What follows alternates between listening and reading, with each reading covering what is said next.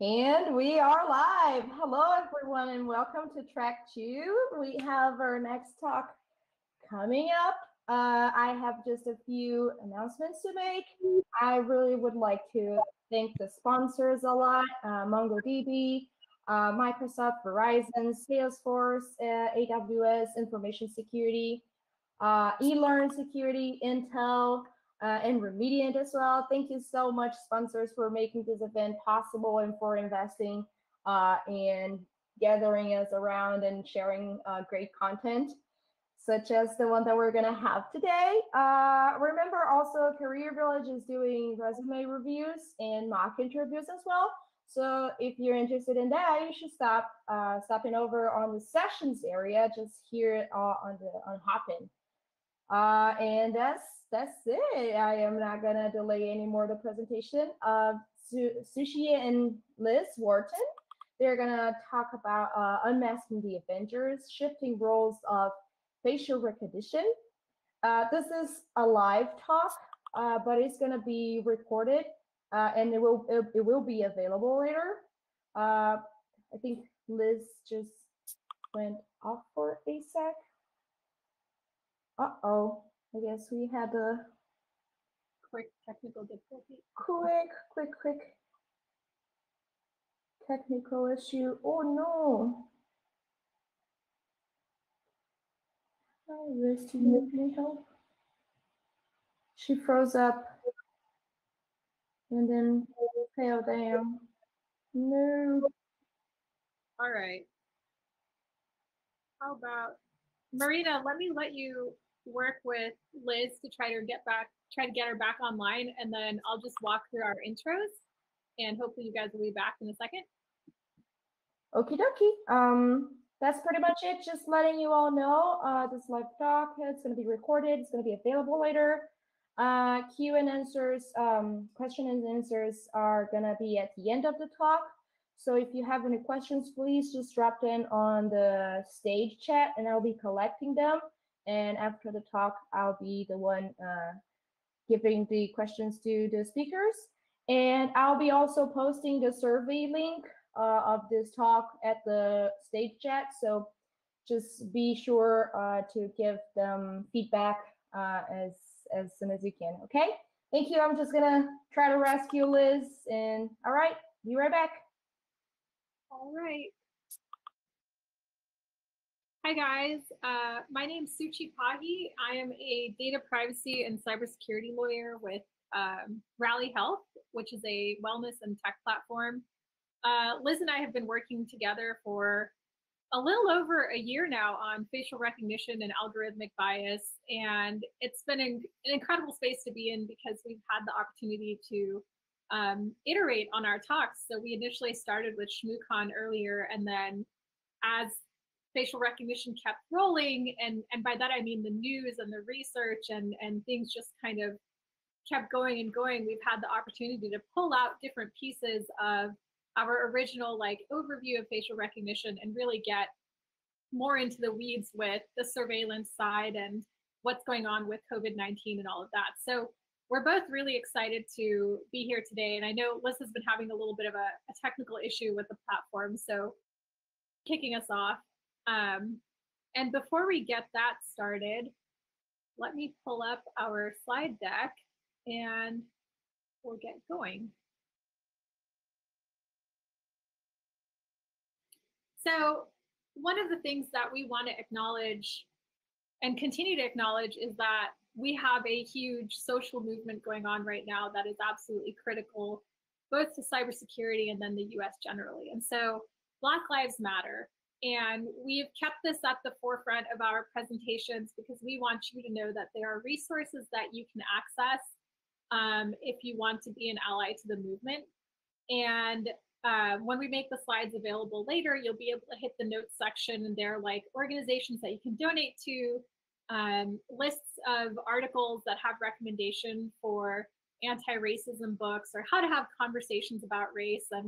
And we just want to encourage people in the community to be as, I think, integrated as you can with your fellow Black Americans and try to bring them up with you. And there are ways to do that. And since there are experts in the field who've done the research and laid it out all for you, we want to make that accessible to you.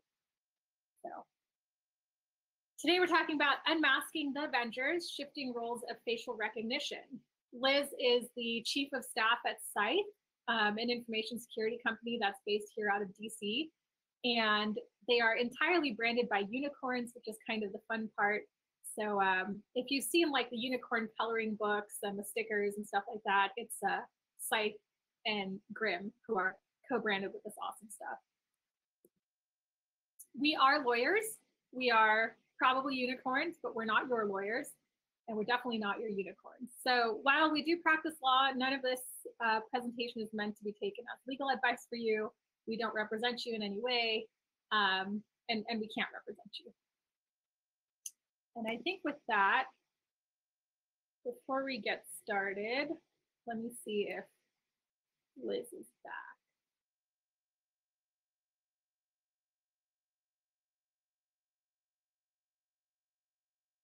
Okay. All right. So while we wait for Liz to hop back in, I'm going to go ahead and get started on this, but hopefully as soon as she's back, she can take over from here. So level setting, the current state of affairs. First things that we saw with facial recognition were your uncovered faces. So if you came back in from a trip, Custom Border Patrol probably had you stand in front of like a passport kiosk and you had to give them a bunch of documents, and then they took a picture of your face, and it's all serviced by probably some contractor, and we don't really know much about the security and data privacy and who has access. We can probably assume that it's Homeland Security and then for cause and all of that stuff. But all that to say is there's a picture of your face, and every time you go in and out of the US, you get repeat pictures. So I'm assuming over like a period of 5 years, if you're a frequent traveler, then over 5 years, DHS will see how you've changed. The picture in the middle is sort of like a stylized version of what a face print would look like. And you can see that it's taking certain data points instead of just like a regular picture. And basically what we've seen it used for is very casual things. Open your phone, open your computer, your passport, and that's pretty much it. So let's go back to face points. Defining an image, face print. So the face print is defined as data points that are comprised of various measurements of a person's face geometry, like the distance between your eyes, nose, and ears, and compiled into a string that can be stored and recognized. It's a very specific definition, and the reason that it's that specific is because we want to be able to pinpoint the difference between when someone is just taking a picture versus when someone is taking these types of data points for use later. And so we have facial recognition and everything that goes with it. And then we have facial authentication. And what we really want to distinguish here is where is the control and where is the consent? So if I'm personally saying yes to you using my picture to access a phone or to access my computer or otherwise access my data, I have chosen to do that. But then there's the other piece of it, which is if I'm just existing out in the world and you're taking face prints of my face as I go about my daily business, do I have any control over when it's captured and what you're doing with it next? And that's what brings us into the what are commercial uses of face prints looking like and what are government uses of face prints looking like. Just this August or July, the GAO published a report about facial recognition technology vendors, and we've linked to it in our sources. It's a really great overview of where facial recognition technology is now in commercial uses or private uses in the US. And so what they've noted is that from 2016 to 2019, the global facial recognition technology market generated $3 to $5 billion in revenue, which really leads you to think if you haven't come across facial recognition in your daily life already, you probably just aren't aware of it being used, but it is being used because it seems very ubiquitous.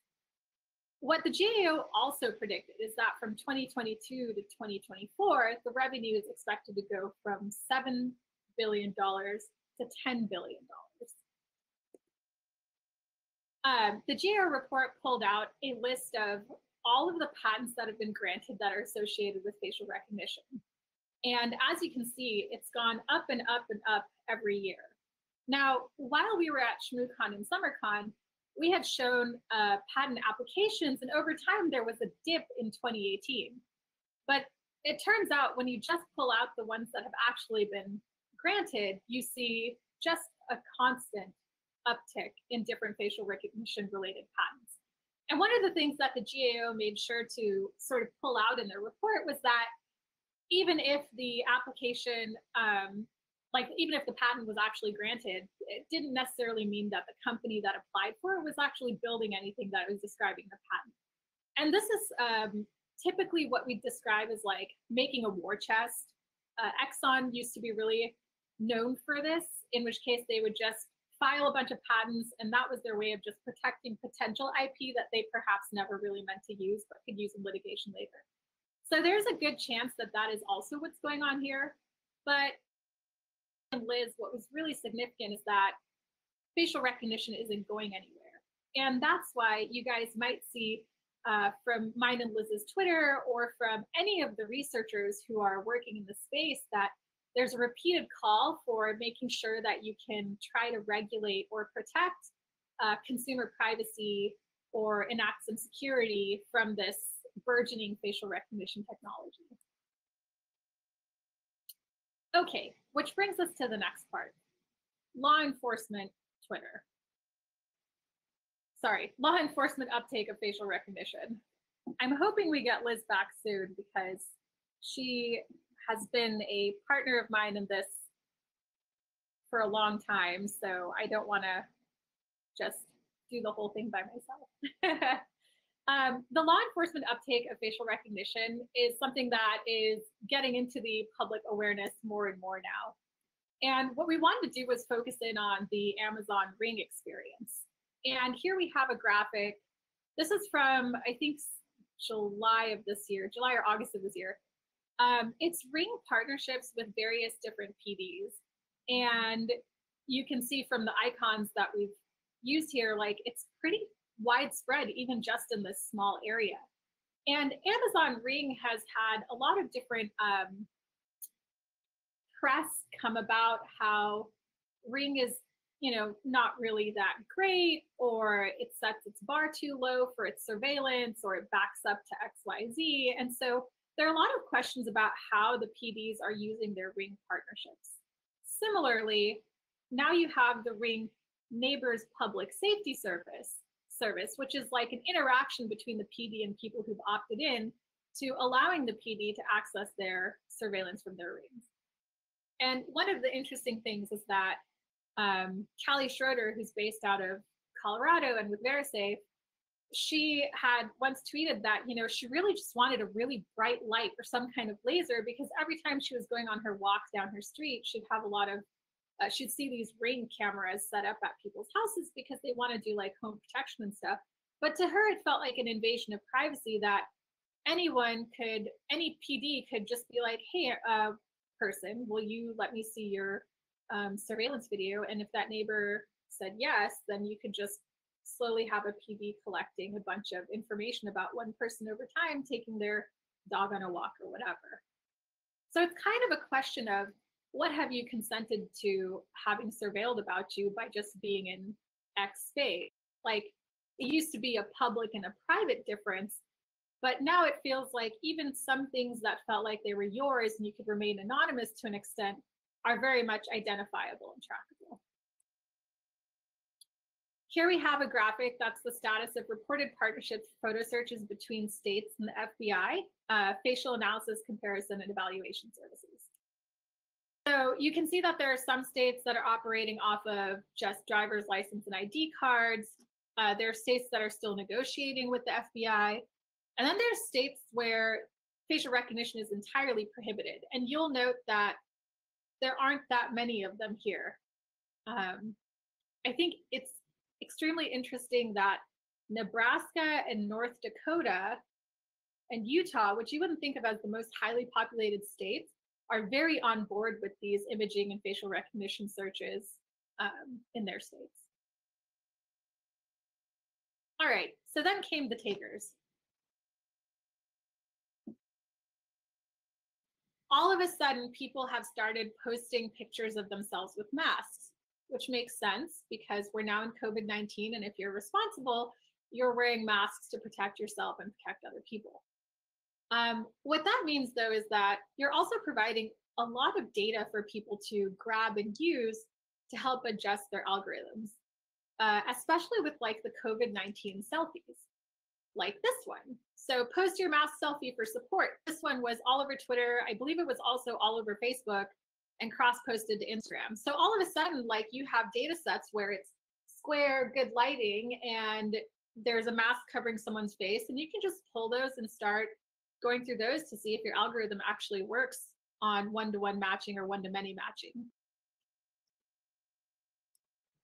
And the question is, if you're looking at facial recognition and you're training these algorithms on data sets, who actually is holding the data set standards? And so most recently, around May, there was an article about how well can algorithms recognize your face. Initially, there were claims at that point in time that there were companies who could, even with 70% of your face covered with a mask, could figure out who you were from a crowd, which is like one-to-many matching. And as Anil Jain states in this article, and we've pulled out the quote for you guys, companies can quote internal numbers, but we don't have a trusted database or evaluation to check that yet. There's no third-party evaluation. Now, the interesting part of, or there's no third-party validation, and the interesting part of that is that a lot of people are trying to position NIST as the standard setter and potentially used for regulation of facial recognition by saying, okay, NIST, you should tell us that there's a certain type of data set, number involved in the data set, or standard that algorithms should be trained to or should be using.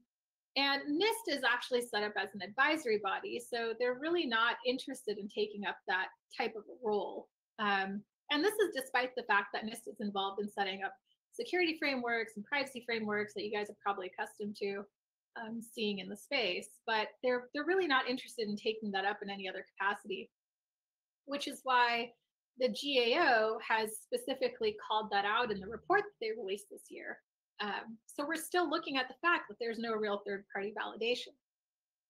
Interestingly, despite the fact that in May there were people saying that, hey, our algorithms can definitely tell who you are with full confidence when you have a mask on because we focus on the area around the eyes, what NIST found in their most recent report was when they tested the algorithms that were available and had been submitted to NIST before COVID-19, they found that the masks still increased for all of them the false non-match rates for one-to-one testing. So, for example, if you're coming from Mexico to Texas and you're coming through the border control, if you were wearing a mask and facial recognition was being used, it was more likely to say that a match wasn't there than actually appropriately predict the match.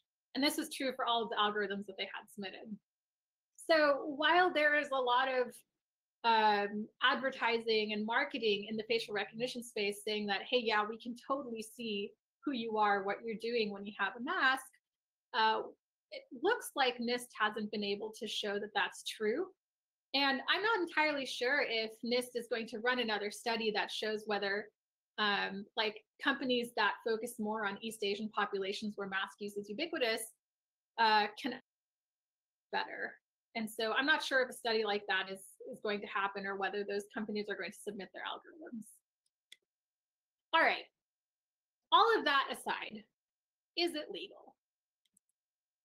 So ICE just signed a contract with Clearview AI. And if you haven't heard about Clearview AI, you may be living under a rock, or not based in the US. I mean, there's that too. So the Clearview AI contract that ICE just signed is $224,000, and it's very vague.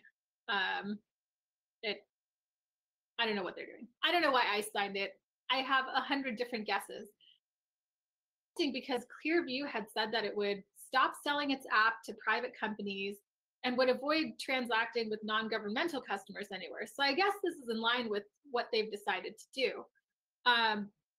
But Clearview AI is controversial because its founder has associations with white supremacy, white supremacist ideology. And on top of that, it's facing a number of lawsuits and investigations, both here in the US and across the world. So Clearview AI is very weirdly being used by government agencies across the US. For example, here we have, well, I guess this is Canada. Here we have a detective constable in the sex crimes unit for Canadian law enforcement who says it's the best thing that's happened to victim identification in the last 10 years because they've made 8 IDs of either victims or offenders through the new tool. And then also there's the Chicago PD, which is using the tool to actually look through unknown suspects to see if it matches a database of pictures that have been lifted from Facebook, YouTube, and Twitter, which is interesting because the problem that Clearview is running into is that they grabbed a bunch of pictures that they really shouldn't have grabbed. And it's unclear what standards they're using to actually match the photos. So back to those lawsuits. Google, Microsoft, and Facebook have sent cease and desist letters telling Clearview to stop scraping images from their platforms and services.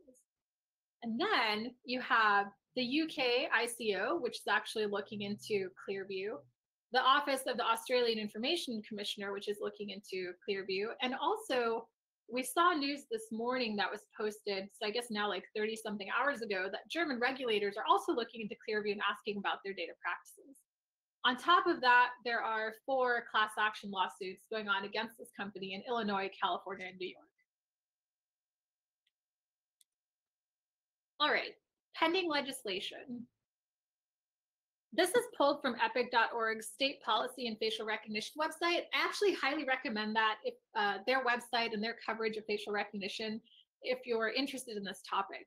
And also at the end of this slide deck, we have a set of resources that you can access if you're interested. And there are people who are very well known in the space on the technical side and also on the legal side that you can reach out to for more information, or if you're interested in getting involved in how to stop the spread of facial recognition or assist with like fixing algorithmic bias. All that aside, so these are the pending bills that are coming up in Maryland. There is a Facial Recognition Privacy Protection Act, and that hearing was canceled. There was a task force to study law enforcement surveillance technologies. There are required disclosures, and you can see just that there are attempts being made to address this at a state-by-state level. And for some of you who are listening, you know, maybe you're wondering, why state by state? Why not federal? And this brings us to sort of the larger problem that we have in the United States, is that we're not really embracing what we call federal privacy legislation. And there's a big question mark around whether federal privacy legislation would actually cover facial recognition or biometric privacy, which actually brings us back to the GAO report again. Fascinatingly, the GAO report makes the difference between facial recognition and facial analysis. So it seems like you can infer that there's a claim that if a company is engaging in what they call facial analysis, they're not necessarily engaging in facial recognition, so maybe facial recognition laws wouldn't even apply. If you're curious about what your state is potentially doing to address facial recognition, I would check out epic.org and see what your state is doing. As you can see from the white space that is Texas, it doesn't look like Texas is doing much in that area. All right. What I didn't touch on yet is that a lot of the problems that people have with facial recognition algorithms is that sometimes the algorithms aren't accurate.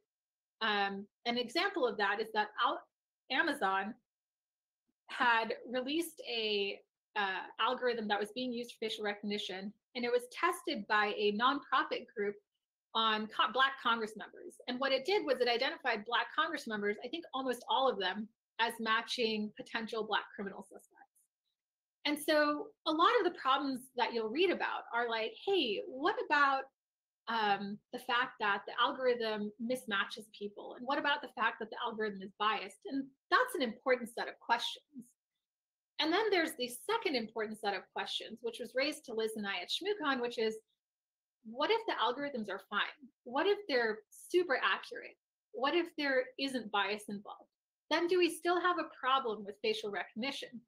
And honestly, the answer is yes, because we still have ethical considerations about what we think about privacy, what we think about using facial recognition in a variety of different contexts.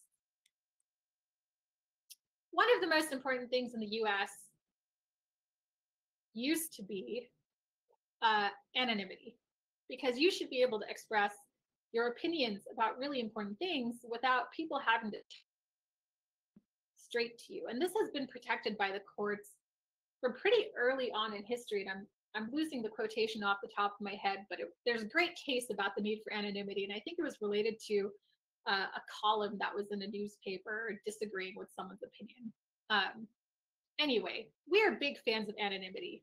All of our heroes are masked. You can see Spider-Man, Black Panther, Captain America. I know Captain America later, but anyway. Have Liz back? No? Okay, so the need for anonymity. Anonymity is really important. We like to protect the privacy. So what we've started to see over the last couple of months is that, or last couple of years, obviously, like 2014, is that we seem to be building more of a surveillance state, and we're not protecting the privacy or anonymity. And on the left side of the slide deck, you see a tweet from Peter Weinberg, who was pointed to being like some guy who was supposed to be on Viagra and assaulted what were his kids. And Twitter went wild with it. Twitter and Reddit went wild with it. They were like, yeah, Peter Weinberg, he's this guy who totally attacked those kids, and I know it because blah, blah, blah. And what they were using was his trauma data and a picture of him from something. And he had to put out this very public statement. I was like, hey, I'm not the person that you're looking for, because, everyone was hurt with blood and they were going after me. Similarly, you have the entire Amazon lady, where everyone is disagree because they want to be careful with their mail packages or worry about their phone being broken into or whatever like that. And everyone else becomes just kind of a casualty in the vegan area. All of a sudden, because you're in the vicinity, you are on the great campsite to share. And frequently, there are thoughts that next door and vegan are going to pair up, and next door, according to reports, has sort of become the worst piece of your neighborhood, basically. Like the people who are on next door are frequently posting racist things like, hey, there's a guy with a hoodie in my neighborhood, there's a black guy with a hoodie in my neighborhood, and he's trying to bring his car. And in reality, it's someone who lives there, and they're wearing the hoodie because it's cold. That's what they do. So every little step that we're taking seems to be towards more data, more surveillance, and because it's not regulated and we're not really working with methods around it, we've started to build this like personal surveillance.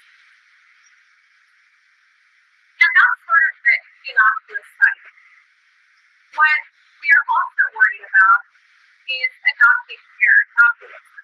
And this is a phrase, and I don't remember who said it first, but I'm really stuck with it because when I'm thinking about terror capitalism, I'm really thinking about the Uyghur problem in China.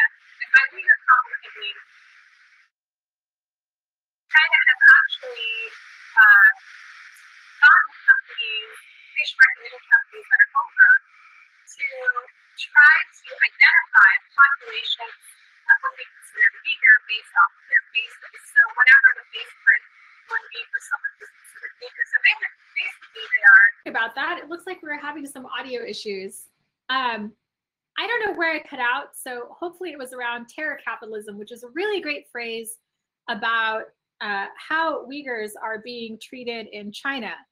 And basically, this is where facial recognition is being used in some of the worst ways. And so there's a small company in China, and I say small it seems pretty relative. I think I'd consider it mid-size in the US. And what the company is doing is it's advertising that it can group up to 70% with 70% effectiveness, a group of people as Uyghurs, which is a ethnic minority in China. And that way, the Chinese state can pick up the Uyghurs and deport them to basically concentration camps or have forcible sterilization or re-education or state-mandated abortions, which is the current status of Uyghurs. And if you're curious more about what the Uyghurs are going through or what's being inflicted on them, the spelling is Uighurs. Sometimes it depends on who wrote the article. I think the Brits sometimes use UY. All that to say, terror capitalism is not just a China thing, though. It is also something that's being used outside of China by different, more autocratic states and dictatorships to try to identify people who don't agree with whatever the party lines are. And I think without some type of emphasis on ethics and engineers from the ground up building things, knowing how they can be abused, we'll see more and more of this. And sort of partnered with that is the 30,000 unsuspecting Roseville attendees who were scooped up in a facial recognition test. So sports stadiums pre-COVID-19 were jumping on this bandwagon because what they wanted to do was make sure people could still attend these events without worrying about like lone shooters, or they wanted to pick up people who had perhaps jumped the gates, things like that. And so what they would do is they'd surveil these huge crowds, and that means that they were getting a lot of people's faces when they were coming in through the gates and building data sets. And so the question is here, how many people knew of it? In this case, the people who went to the Rose Bowl didn't know about it. And the other question is, what happens with that data set later? And does that data set actually have an effective algorithm that's being used on it? Or is it just pulling people based on like a 30% accuracy, which isn't a lot, but could be a threshold that it's set at. And even assuming it's all very accurate and working very well, which is the whole point of this section, do we really want to encourage that kind of mass surveillance? What if data brokers take that data set and tie it to other data and sell it to a giant marketing firm later? You know, these are the questions that we still have that are really unanswered. Hey, Suchi. So, hi. Yeah. Welcome back. I'm glad you could join us to talk You're about. doing such a great job, but it's also fascinating to see how when you talk about the mass surveillance, how that's also getting swept up in the university and the contact tracing and some of those the multi-uses. And especially when you talk about Clearview AI and how they've pulled their data set, not from necessarily the law enforcement or the typical, but they've scraped this information from other places. So what have IBM, Amazon, and Microsoft been up to? I hear they've had a boring summer. That's what we like to call it. And you know, I think my favorite thing was when you marked up Microsoft's alleged ban of facial recognition sales. So walk us through it. Well, Liz. of course, because they, you see these platitudes that come out and says, we do not sell our facial recognition technology to US police departments today until there is a strong national, blah, blah, blah, blah, blah. So we hear that and you think, okay, so Microsoft doesn't, and I circled, sell their technology to US police departments. And until, and it goes through all this different stuff. And when you break that down, of course, because you're not actually selling it, different companies are the ones selling it. You may not be selling it to law enforcement, but instead these other companies who are getting that data are the ones that are entering into partnerships. So next.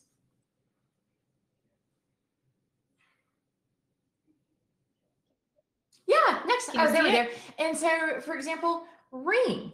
And in this case, they said, okay, we're not going to do any new partnerships. We're not going to do any new. Well, okay, but at the same time, you've entered into 29 different, they've already got these in place, and they're already sharing that data existing. And again, it's not that they're getting entering into these contracts and agreements directly. It's the third party sharing.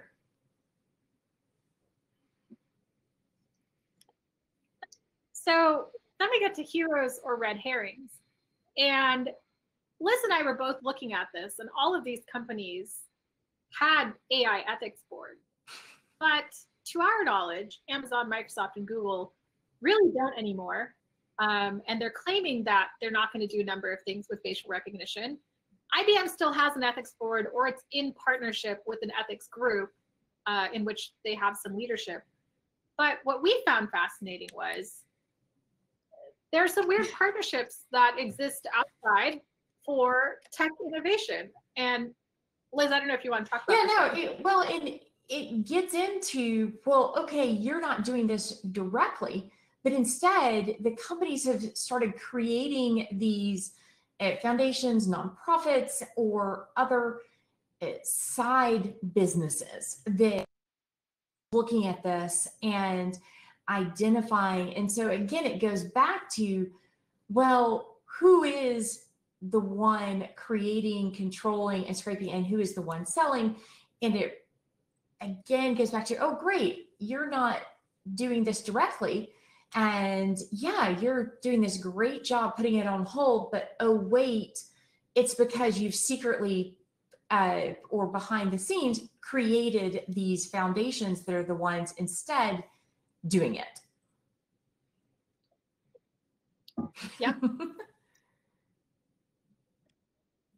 And so one of the things is that there are a lot of names that we won't recognize because you don't see them in the news in the US, but they're actually used a lot in the US. And Liz, I think there was something you found specifically really interesting about the NEC, and that's what you pulled out for us here. With NEC, Japanese company, and they have created their systems. As you hear these companies like, okay, Google, Amazon, everyone else saying no, well, it's because it's the companies like NEC that are actually doing it. And in this case, they have over a third at the time, like from their own disclosures, they are working with and in partnerships with over a third of the US state police and law enforcement agencies. In addition, this is also one of the companies that's doing a significant portion of the biometric facial recognition technology for airports around the world.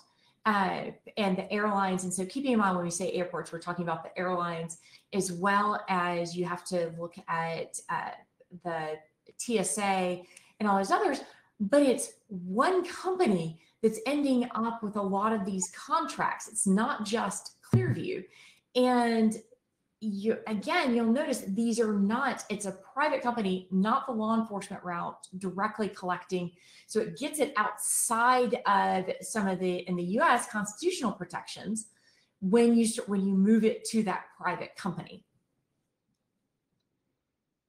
Yeah, and I kind of want to know what's going on in Ohio, don't you, Liz? Like, we've got all the colors on Ohio. Federal, facial recognition, CCH, and then of course DHS has some iris scanning, but it's a little odd, like a hodgepodge of what's going on in Ohio, guys. Right. Well, you had to move it out of Illinois because Illinois and BIPA, class actions are going between Illinois, New York, and California. That's right. That's right. And actually, Liz, maybe it'll be helpful if you want to talk about the Biometric Privacy Act briefly.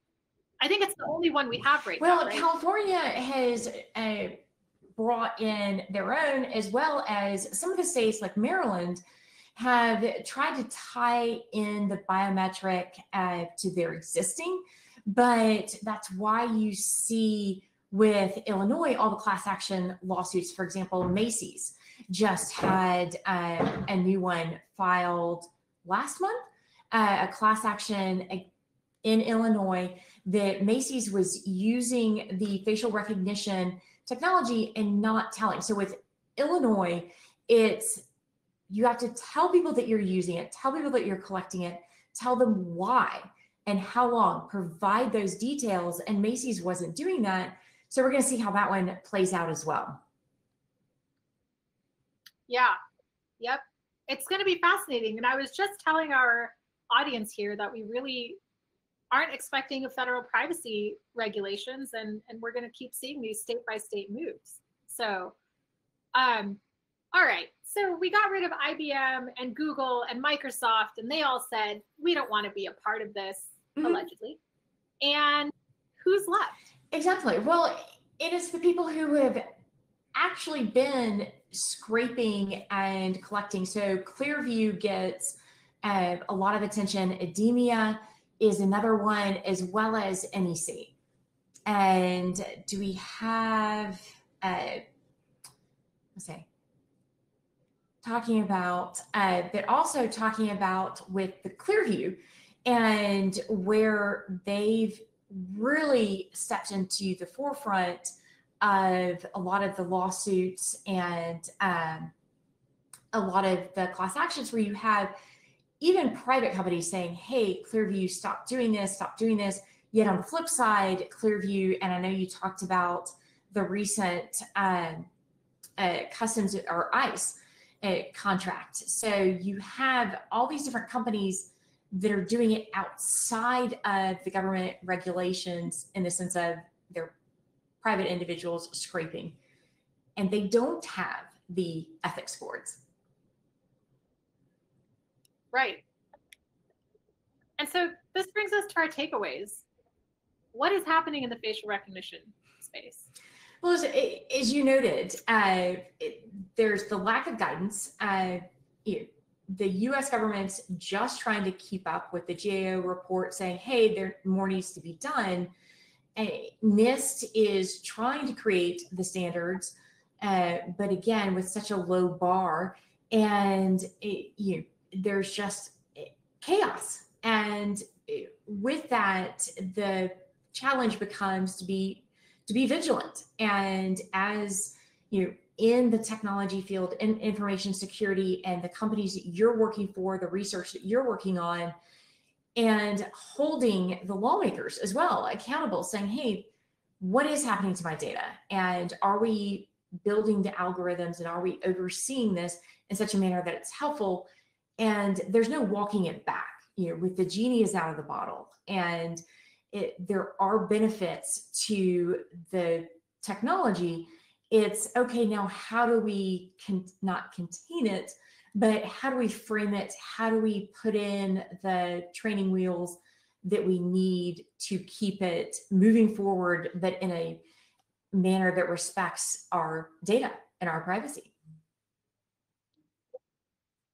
Yeah, and if you want to know more about what you can do from the engineering side, I know our ShmooCon talk focused pretty much on that, and had resources for engineers to associate with professional ethics organizations that were started by other engineers.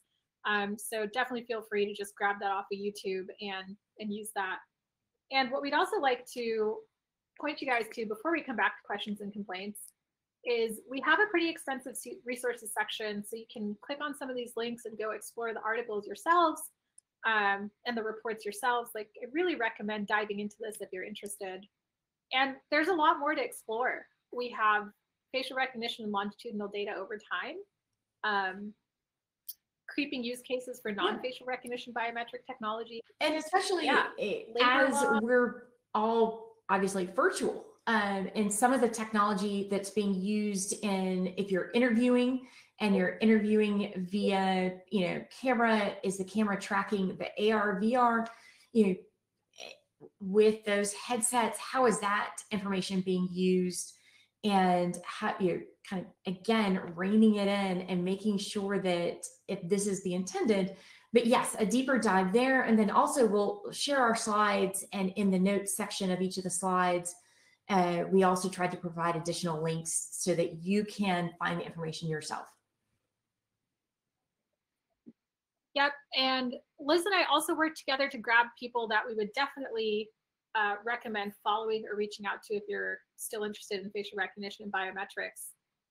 All of these people are really at the forefront of their fields and incredibly helpful and, neck deep in research. Yes. So I think you guys said you missed the audio on this slide, perhaps. And Liz, I don't know if you want to go ahead and take it away. Well, and really some of the issues that come up when we talk about the Ring and Nextdoor and all of this, that the biometric data, the information, the facial recognition, understanding that and highlighting how flawed it is. What happens when you have a police department that puts out an alert and says, okay, here's who we're looking for, and people get it wrong. And if, the Twitter sleuths come in and say, oh, I think it's this person, I think it's that person, you end up doxing the wrong people. And the kind of the trickle down effect, but it goes to highlight, and Suchi's also making fun of me by asking me to share about this slide in particular, because when I walk my dog at night, I tend to notice the number of neighbors who have Ring, and I put, give a little dance. I make sure that they are getting their money's worth out of that surveillance state that they've created, that law enforcement are going back asking, and a lot of people don't know you can opt out, but where is that information being shared and what is the harm that comes from it, especially when you get it wrong.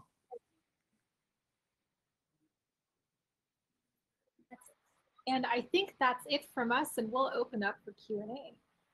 Hi there, I'm back. All right, we are opening up for a Q&A then. If anyone in the chat has any questions, please let us know. All right, we have our first. What can non-engineers do to help protect themselves? Or rather, how can I educate my family members on safer practices regarding using social media to help avoid contributing to facial recognition databases? That is a pretty big question. And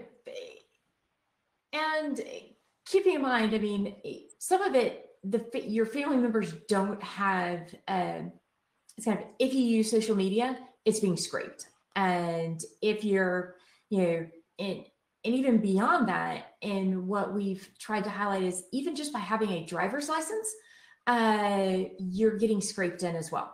That states and stuff have done that.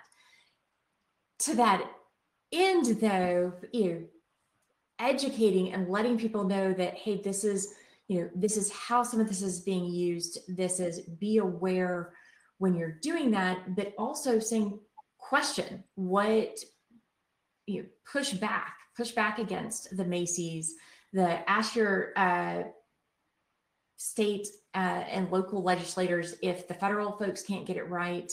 You do have those avenues. Some of the cities, especially California, you have different municipalities breaking out and saying, hey, we're going to put some restrictions on how this is getting used.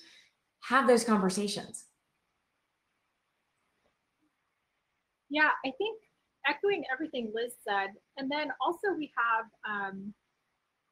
people with children should know that it's not the best idea to post pictures of your babies and your baby pictures as they go through life, like online, because also maybe they don't want to have that information out there, and you don't want it to be part of the FR databases or data sets. And then write to your congressperson, which sounds like the lamest thing I could say, but it's also the most effective thing, because if there's no federal privacy legislation for biometrics, the most you can do, or least you can do, is say, hey, state, I really want you to pass some legislation so people aren't creeping me out just when I'm using the internet or taking a walk. And I just tag Suchi in all my pictures so that it really messes up some of the algorithms, and especially my nieces and nephews.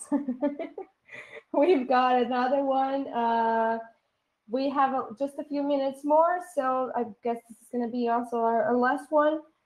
What would be the potential repercussions to a firm storing facial biometrics if they were breached? Oh, Clearview AI. Luckily, their most recent breach was only doing it, but it's happened. And